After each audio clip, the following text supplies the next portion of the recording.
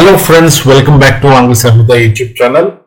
English నేర్చుకోవడంలో మీ journey సఫలంగా సాగుతుందని అనుకుంటున్నాను.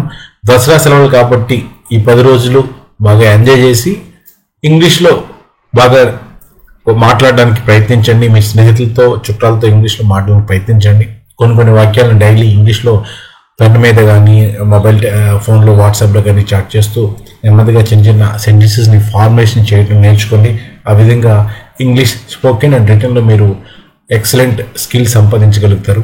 అయితే ఇవాళ సెంటెన్సెస్ చూద్దాం. మిమ్మల్ని మీరు ప్రేమించుకోండి. Love your self.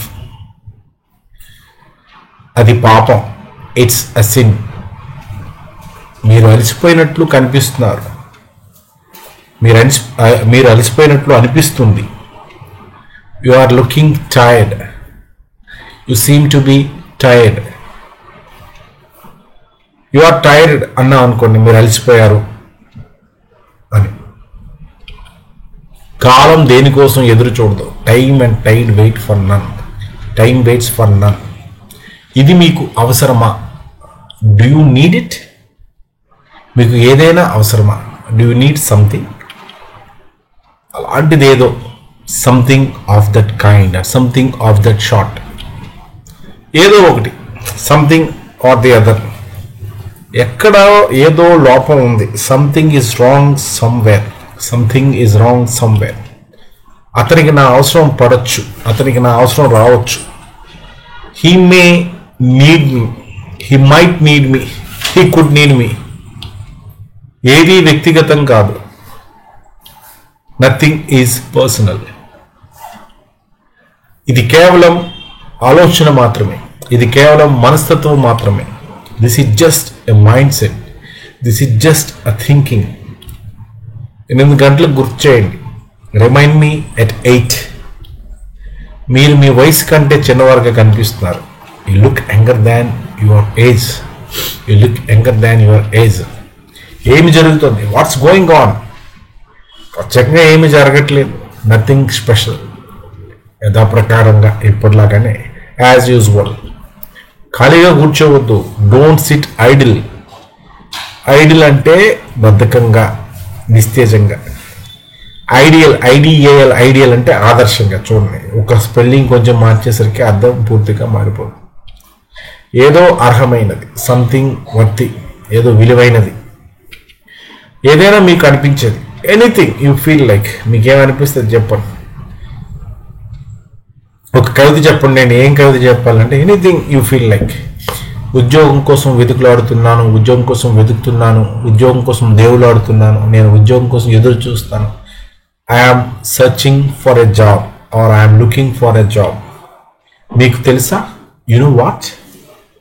ఏదైనా విషయం చెప్తూ ఉంటాం కదా, ఇంకా ఇది నీకు తెలుసా అని అడుగుతాం కదా. అలా ఆశ్చర్యంగా అడగడానికి, అవతల వాళ్ళకి ఇంట్రెస్ట్ పెంచడానికి యు నో వాట్. ఇది చేయవద్దు. Don't do it. మీరు చదువుతున్నారా? Are you reading? ఏదైనా పుస్తకం కానీ నావల్ కానీ అయినట్లయితే ఆర్ యూ రీడింగ్ అని అడుగుతాం. మీరు చదువుకుంటున్నారా అంటే స్కూల్కి వెళ్ళి చదువుకుంటాం సీరియస్గా. దాన్ని అయితే మనం స్టడీయింగ్ అంటాం. స్టడీయింగ్ అంటే అధ్యయనం అనమాట. 9th class, I'm reading in 9th class అని అనకూడదు. మనం I'm studying in 9th class అని అన్నాం. రీడింగ్ అంటే ఏదైనా కాలక్షేపం కోసం కానీ ఎగ్జామ్ కోసం కానీ చదువుకుంటాం. సో స్టడీయింగ్ అంటే సీరియస్ ఇంటెన్షన్తో చదువుకుంటున్నటువంటిది. రీడింగ్ అంటే మామూలుగా చదువుకున్నది. న్యూస్ పేపర్ రీడింగ్ మాత్రమే, స్టడీయింగ్ చేయం కదా. మీరు ఎలా ఉన్నారు? ఏమిటి సంగతులు? మీరు ఎలా పనిచేస్తున్నారు? How are you? What's up, how are you doing? ఇవన్నీ కూడా మనం అడగచ్చు. How are you guys? What's up guys. Hey guys, what's up, how are you doing? ఇవన్నీ కూడా మనం పలకరించడానికి అడగవచ్చు. నీకు పిచ్చి పట్టిందా? Are you mad or what? శుభదినం. మీకు తెలిసిందే, గుడ్ డే లేదా హ్యావ్ ఎ నైస్ డే. మీ ప్రయాణం శుభకరమగు గాక. ఆర్టీసీ రథచక్రం ప్రగతికి చిహ్నం. ఆర్టీసీతో ప్రయాణం శుభకరం అని అంటారు కదా. Have a nice journey. ఇంకోటి తీసుకోండి please. Have it one more. Have another one. ఓపిక పట్టండి. Have patience. ఆనందించండి. Have fun. లైఫ్లో ఆనందించడం చాలా ఇంపార్టెంట్. నన్ను వెళ్ళనివ్వండి. Let me go. దాన్ని నేను పట్టించుకోను, అది పట్టింపు లేదు. It doesn't matter. మీరు చెప్పేది ఏమిటి?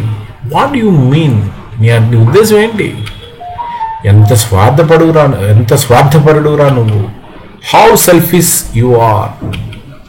ఎంత హాస్యాస్పదం. How ridiculous. అది నాకు అలవాటు అయిపోయింది. I'm used to it, I'm habituated to it. ఇది గోచరం అవుతుంది, ఇది స్పష్టంగా ఉంది, ఇది కనిపిస్తుంది, ఇది అనిపిస్తుంది. It's obvious. అంటే మనం 50 ఓవర్స్లో 300 చేయాలి, 30 ఓవర్లకే 280 స్కోర్ అయిపోయింది. It's obvious that India would win. ఇంకా మనకు తెలిసిపోతుంది ఇండియా గెలుస్తుందని. అదనమాట. మనం కపటవాదులమా? Are we hypocrites? హిపోక్రసీ లేదా హిపోక్రైట్స్ అంటే, కపటవాదులు అంటే ఏంటంటే బయటికి ఒకటి చెప్పి లోపల ఇంకోటి పాటించేవాళ్ళు. ఫర్ ఎగ్జాంపుల్, నేను దెయ్యాలని నమ్మను, నేను దెయ్యాలకు భయపడను, అలా పట్టించుకోకూడదు దెయ్యాల వాటిని అని మనం ఇతరులకు చెప్పి, మనం మాత్రం ఇంట్లో నిమ్మకాయలు ఎండుమిరపకాయలు వేలాడదీస్తాం అనుకోండి, బయటకు కూడా చెప్తున్నాం, లోపల ఒకటి చేస్తామన్నమాట. దాన్ని హిపోక్రసీ అంట. ఇది విలువైంది కాదు. It's not worth while, it's not valuable, it's not worth it. ఈ విధంగా మనం చిన్న చిన్న సరళమైనటువంటి వాక్యాల్ని ఇంగ్లీష్లో ట్రాన్స్లేట్ చేయడం, ఎక్స్ప్రెస్ చేయడం నేర్చుకుంటే మన ఇంగ్లీష్ అనేది నిదానంగా ఇంప్రూవ్ అవుతుంది. దసరా సెలవుల్ని బాగా ఎంజాయ్ చేస్తూ, బాగా మీ ఫ్రెండ్స్తో చుట్టాలతో గడుపుకుంటూ ఇంగ్లీష్ని నేర్చుకోవడానికి ప్రయత్నించండి. Wish you good luck.